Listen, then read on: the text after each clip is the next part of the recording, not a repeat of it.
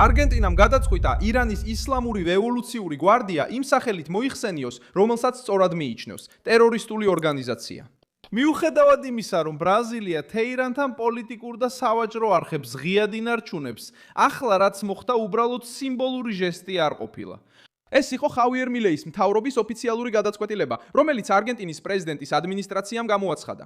მოქმედების დაბლოკვის, სანქციების დაწესებისაბისათა და ირანული სტრუქტურის წინააღმდეგ ფინანსური წნეხის გამკაცრების პრაქტიკული ეფექტით. არგენტინის ეს ნაბიჯი პირდაპირ შეეხება რევოლუციური გვარდიის ცენტრალურ ბირთვს. ბუენოს-აირესის ოფიციალური განცხადების მიხედვით, გვარდია შევიდა არგენტინის იმ პირებისა და ორგანიზაციების რეესტრში, რომლებიც ტერორიზმთან და ტერორიზმის დაფინანსებასთან არიან დაკავშირებული. პრაქტიკაში ეს ხსნის გზას ოპერაციული შეზღუდვებისა და ფინანსური სანქციებისთვის. ანუ არგენტინამ აღარ ისურვა ამ თემის დიპლომატიურ ეჭვად განხილვა, არამედ გადაწყვიტა, რომ ეს იყოს კონკრეტული საფრთხე.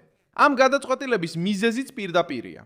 არგენტინა ამტკიცებს, რომ მისი ისტორიის ორი უმსხვილესი ტერორისტული თავდასხმა დაკავშირებული იყო ირანის სტრუქტურასთან და გუშაქთა კორპუსის მოქმედებასთან, ჰეზბოლას მეშვეობშეობით. პირველი იყო თავდასხმა ისრაელის საელჩოზე ბუენოს-აირესში 1982 წელს, რომელმაც 29 ადამიანი იმსხვერპლა და 200-ზე მეტი დაჭრა.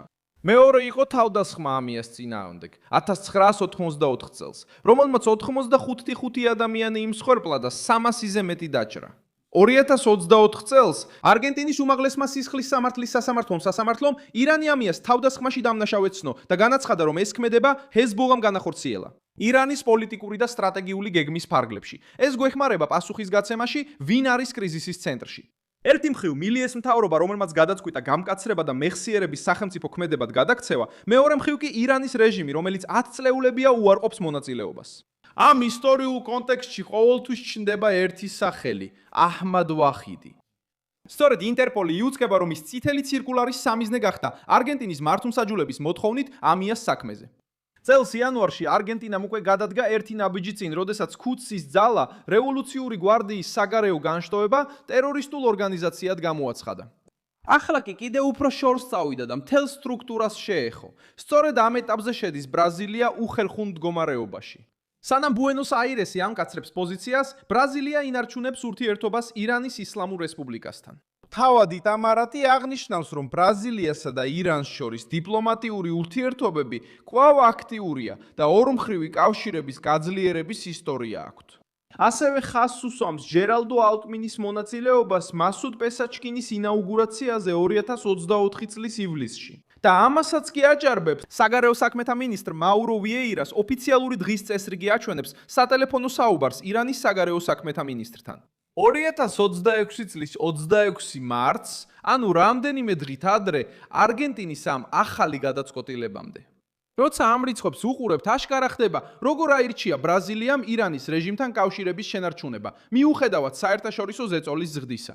და აქ არის სწორედ ის პოლიტიკური საკითხი, რომელიც სირცხულს იწვევს. არგენტინა ამტკიცებს, რომ რევოლუციური გვარდია დაკავშირებულია ყველაზე მძიმე ტერორისტულ თავდასხმებთან, რაც კი მის ტერიტორიაზე მომხდარა და ამ შეფასებას ინსტიტუციურ ქმედებად აქცევს. ბრაზილია პირიქით კვლავ თulis თეირანს პარტნიორად, რომელთანაც შესაძლებელია დიპლომატიური და სავაჭრო ნორმალურობის შენარჩუნება. ეს კიდევ უფრო მნიშვნელოვანია, რადგან თავად როიტერსი რევოლუციურ გვარდიას აღწერს როგორც ძლიერ ძალას, რომელსაც დიდი ეკონომიკური გავლენა აქვს. სხვა სიტყვებით რომ ვთქვათ, ირანის რეჟიმთან ნორმალური ურთიერთობის შენარჩუნება ნეიტრალური ჟესტი არ არის. ეს ნიშნავს თანაცხოვრებას სისტემასთან, სადაც გვარდიას ცენტრალური ადგილი უკავია.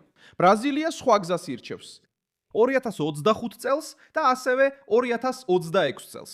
ბრაზილიის მთავრობამ დაგმო ირანზე სამხედრო თავდასხმები და კიდევ ერთხელ დააყენა დიალოგისა და ირანის სუვერენიტეტის დაცვის საკითხი. ეს არჩევანი ხსნის, თუ როგორ მოქმედებს ბრაზილია და რატომ არ მიხვება არგენტინის ნაბიჯებს. მაგრამ პოლიტიკურად ეს ტოვებს უხერხულ კითხვას. სადამდეა მისაღები ნორმალური ურთიერთობების შენარჩუნება რეჟიმთან, რომლის ცენტრალურ მექანიზმს ბუენოს-აირესი, შეერთებული შტატები და სხვა ქვეყნები ტერორისტულ სტრუქტურად მიიჩნევენ. საბოლოოდ დღეს რაც ჩანს, ეს არის მკაცრი გზავნილი ბუენოს-აირესიდან და უხერხული სიჩუმე ბრაზილიაში.